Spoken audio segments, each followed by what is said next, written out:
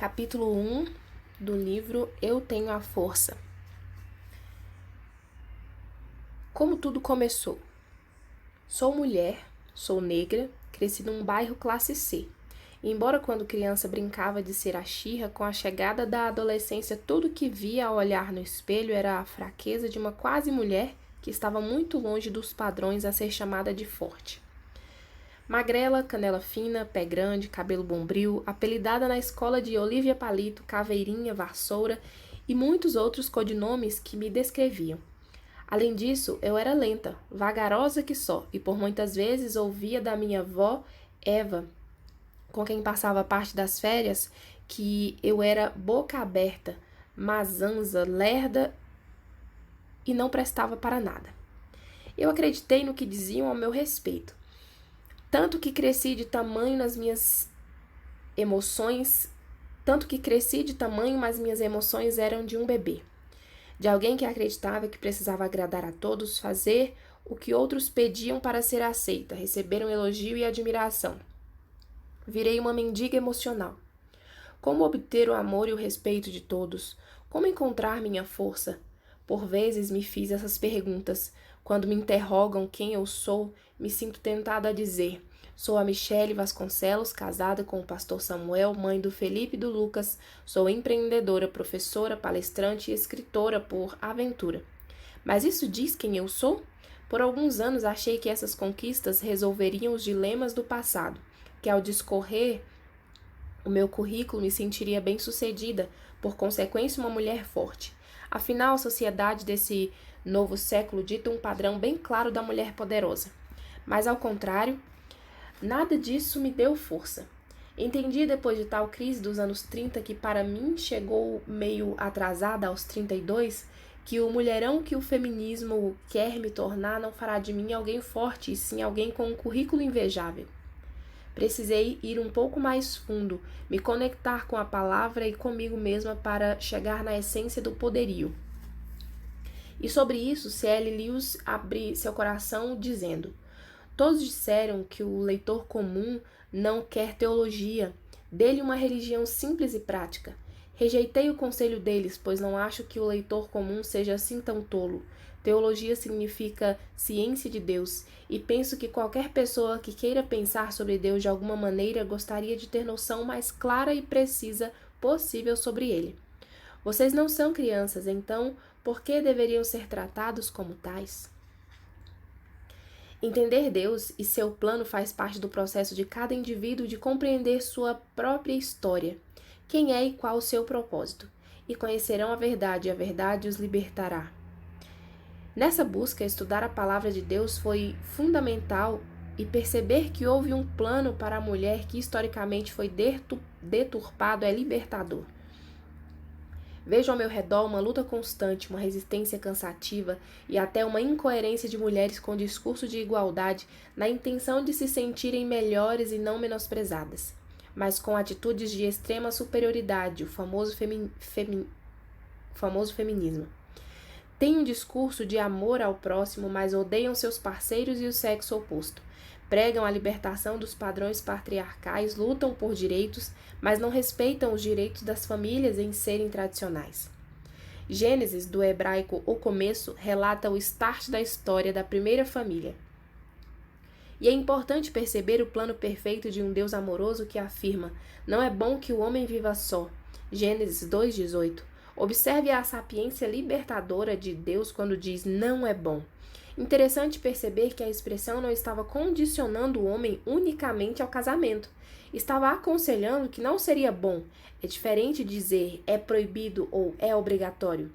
E dentro dessa constatação de que não seria bom a solidão para o homem, surge a mulher, que, segundo comentaristas bíblicos, surge da costela, demonstrando sua igualdade. Homem e mulher criados para serem iguais. Iguais? Espera um pouquinho. Somos iguais mesmo? Sempre fomos? Segura firme, guarda essa pergunta, pois mais à frente voltaremos nesse ponto. E prosseguindo na análise do texto bíblico, avalie. Não é bom que o homem viva só. Far-lhe uma auxiliadora que lhe seja idônea. Gênesis 2:18. A segunda parte do verso 18 de Gênesis 2 endossa um plano perfeito para esse relacionamento que começou num lugar perfeito. Far-lhe-ei uma auxiliadora que lhe seja idônea. Auxiliadora, expressão do hebraico ezer. Essa mesma expressão no original é utilizada em textos que se referem a Deus como nosso auxiliador. Um conhecido exemplo está registrado em Salmos 46:1. Deus é nosso refúgio e a nossa fortaleza, auxílio presente na angústia. Neste contexto, fica claro que o auxiliador, no caso do Salmo, Deus, não é alguém subjugado ou inferior. Pelo contrário, é alguém de grandeza, capaz de fazer pelo salmista Davi aquilo que ele mesmo não pode realizar. E confirmando ainda esse conceito, aprendemos através do livro de Êxodo o nome Eliezer, que significa o Deus de meu pai foi meu ajudador. O mesmo ocorre com a mulher ao ser chamada de auxiliadora ou Ezer. Ela é colocada no patamar de alguém com habilidade de ajudar o homem da forma que ele não seja capaz, dando suporte e estrutura. E na sequência vem uma palavra bem pouco usada em nossos dias, idônea. Conceituado pelo dicionário como um adjetivo de que se adequa, que se adapta perfeitamente ao propósito para o qual se destina, em outras palavras, que completa. Ainda trazendo as palavras de Gênesis 2:18, numa versão mais próxima à nossa linguagem, lemos: O Senhor disse: Não é bom que o homem esteja sozinho, farei alguém que o ajude e o complete. Harmonizando essa primeira ideia, vemos uma criação igualitária, homem e mulher criados à imagem de Deus. E ainda fica evidente uma mulher que veio ao mundo para ser correspondente ao homem. Porém, Eva, nossa primeira representante, buscou uns minutos de independência de Adão, dialogou com o inimigo mortal da liberdade e a partir disso houve uma reviravolta nessa história que poderia ser um belo conto de fadas. Dadas as circunstâncias da entrada do pecado na terra, Deus vai ao encontro do casal para uma conversa franca. Conversa delicada e importante. Sabe aquele momento que seu filho comete deslize e se faz necessário uma conversa firme, olho no olho, e traçar um plano de conserto para as consequências que, inevitavelmente, virão, sejam encaradas da melhor forma?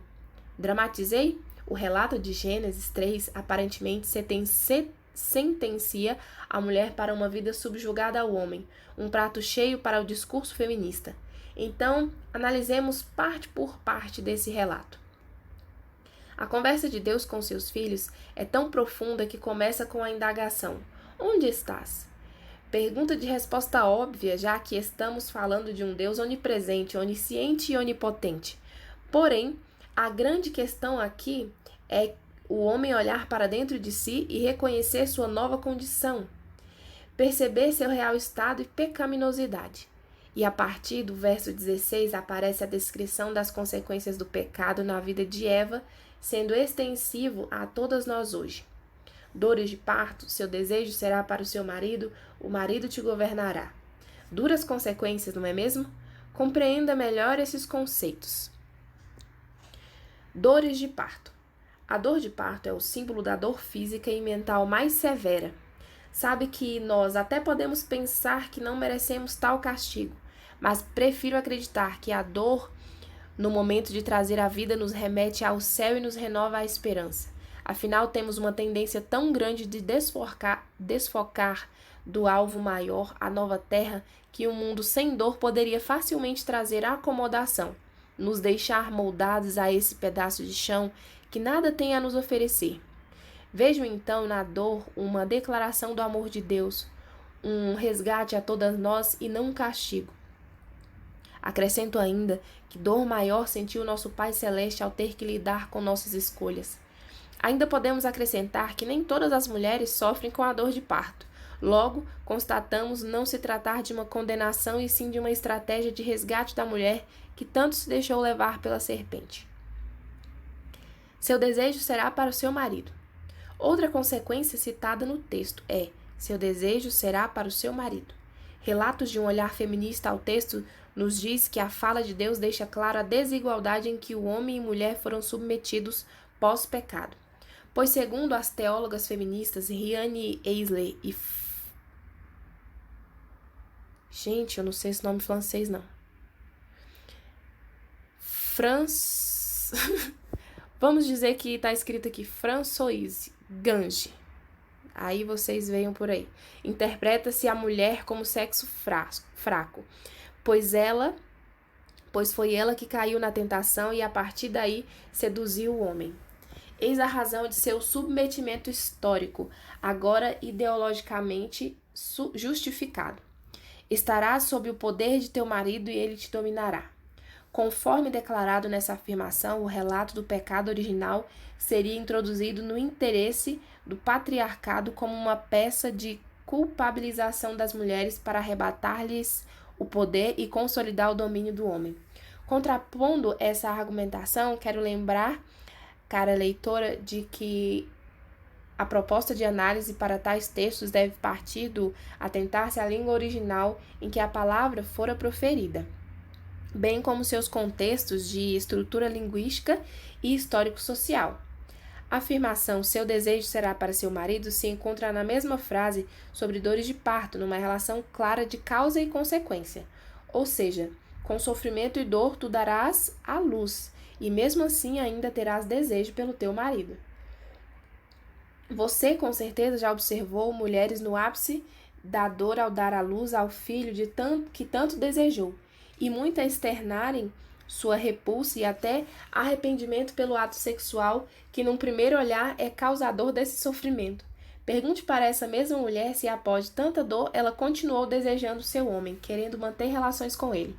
A resposta é sim. E aí se revela a graça de Deus em preservar a relação mais íntima entre homem e mulher, apesar da dor e sofrimento. Isso não é fantástico? O marido te governará ou dominará. Já disse anteriormente que homens e mulheres foram criados iguais. Ok. Mas pense um pouquinho nos processos de relacionamento antes e após o pecado. Dois iguais no mundo sem pecado é sinônimo de harmonia, sincronismo, parceria e paz. E dois iguais no mundo de pecado. Imagina, homem e mulher iguais pós-pecado é símbolo de desarmonia, guerra e disputa por comando.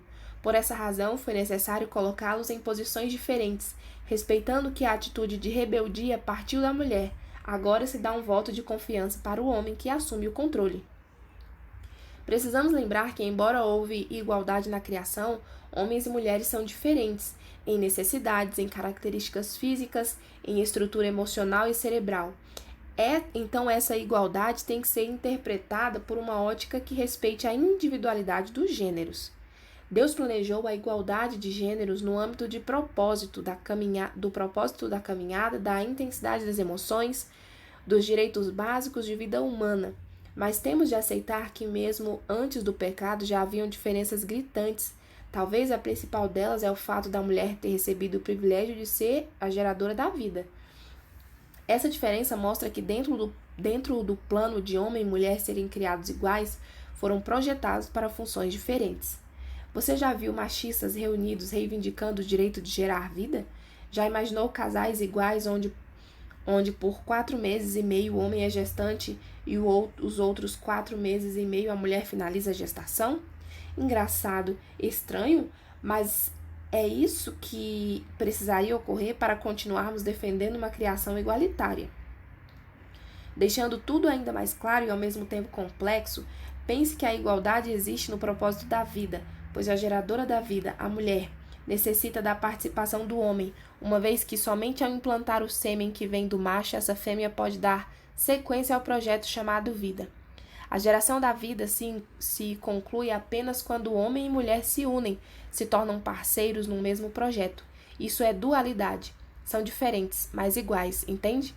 Contudo, o que me conforta nesse assunto polêmico, e falo isso quase suando frio com medo das inúmeras interpretações que surgirão desses últimos 2 parágrafos, é que Deus sonhou em ter filhos, homens e mulheres amados iguais, valorizados de igual forma. Dentro da individualidade e da unicidade dos gêneros, Deus sempre quis que o respeito, valor e amor fossem compartilhados tendo em vista o mesmo formato e intensidade.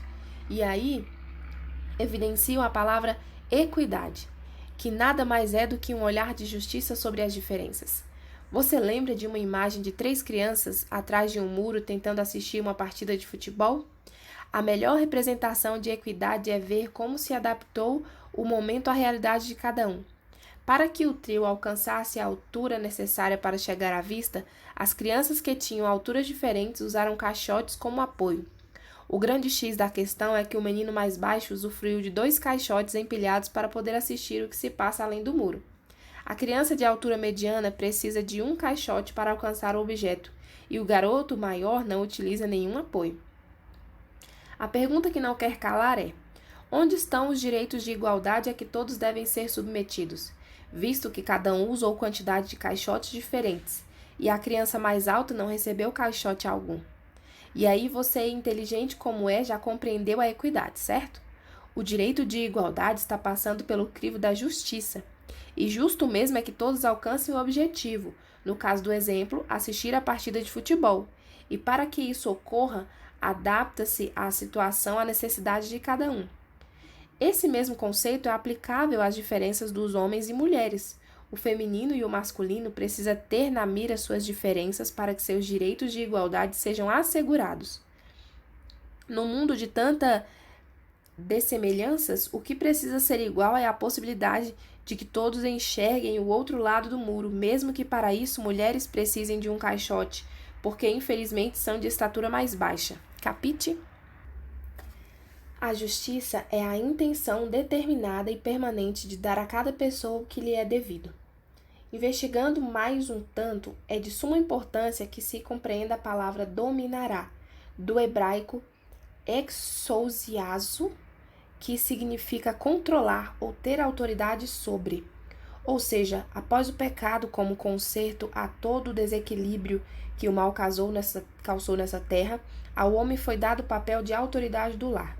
Essa autoridade não tem a ver com domínio ou governo, querendo fortalecer a ideia de que o homem manda e mulher obedece, mas de que ele virou a autoridade espiritual, o responsável por manter a conexão entre a humanidade e Deus, aquele cujas palavras e ações devem ser respeitados. Há teólogos ainda que defendem que a frase proferida "teu marido te governará" não foi um decreto, mas uma constatação, declaração de um Deus que conhece o futuro e já sabia que esse fato realmente ocorreria. Um outro olhar sobre essa pauta é observar as tradições de cultura, linguagem, tradução e plano divino. Ao analisar os textos em sua língua original, percebe-se claramente que Deus não é machista, ou não teve nesse momento pós-pecado intenções machistas, mas também é perceptível que os registros em nossa língua têm uma conotação machista. Por quê? Porque embora seguimos um Deus que sonhou com a igualdade, aqueles que transcreveram as palavras divinas e a traduziram para o nosso idioma têm arraigado em si suas culturas, pensamentos, formações filosóficas e ideológicas, e por mais que um tradutor ou escritor diga que não está incutindo sua visão pessoal ao texto, a grande verdade é que nossas crenças mais íntimas exalam de nós de forma inerente. Então podemos afirmar que a Bíblia usa de muitas expressões que colocam a mulher num patamar de desvantagem, que em alguns trechos até parece que viveremos sempre a subjugação, o fardo do pecado de Eva, porém o conhecimento nos liberta. O estudo mais profundo, somado à oração, renova nossos conceitos e traz uma percepção mais adequada. Cara leitor, eu prometi que essa conversa não seria sobre feminismo, e sim sobre empoderamento, mas nesse primeiro capítulo foi necessário trazer esse entendimento para que o diálogo que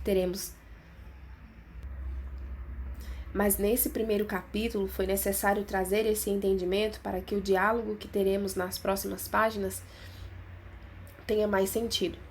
Falar sobre a nossa busca por poder traz como pré-requisito entender o início da história das mulheres, porque a partir das primeiras declarações bíblicas, as sociedades foram se formatando e as visões do universo feminino e da feminilidade se constituindo, entende?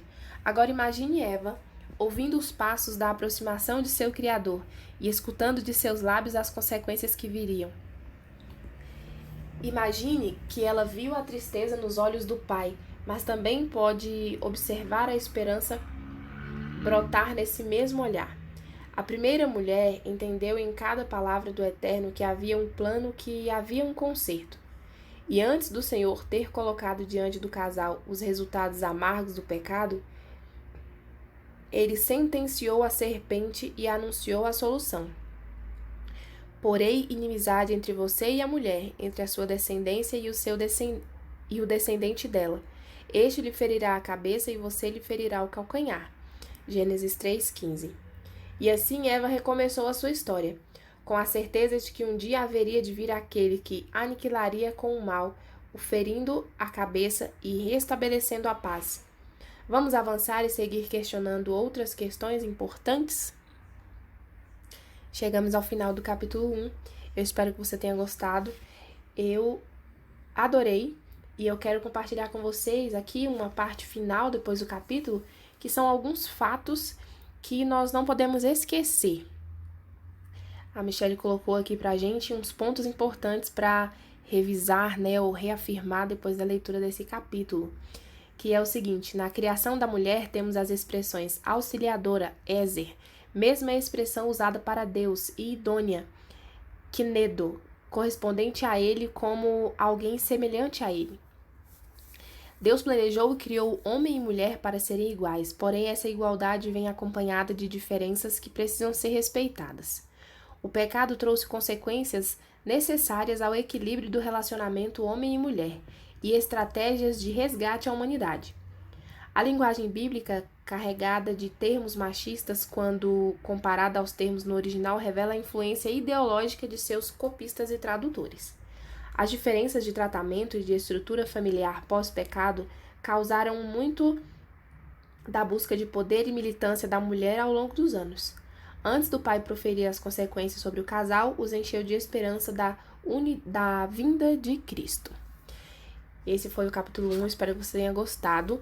E quanto a algumas pausas, algumas palavras que eu não sei pronunciar, desconsidere, como eu falei, é uma leitura pessoal, eu tô só compartilhando o meu momento de leitura com você. Caso você queira adquirir o livro, é só mandar uma mensagem para a Michelle lá no Instagram dela, @MichelleVasconcelos, ou pode deixar uma mensagem aqui também, que eu envio o link para você do Instagram dela, enfim, para te ajudar a adquirir o livro, tá bom? Não ganho nada com isso, a verdade é que o que eu recebo é a satisfação de compartilhar um conhecimento tão maravilhoso com você e de te convidar a buscar conhecimento, a enriquecer a sua vida intelectual, a sua vida espiritual e a sua vida emocional. Caso você queira me acompanhar um pouco mais, é só buscar por @DLDiasOficial no Instagram também. E eu te espero no capítulo 2, para nós continuarmos essa leitura. Um beijo e até mais.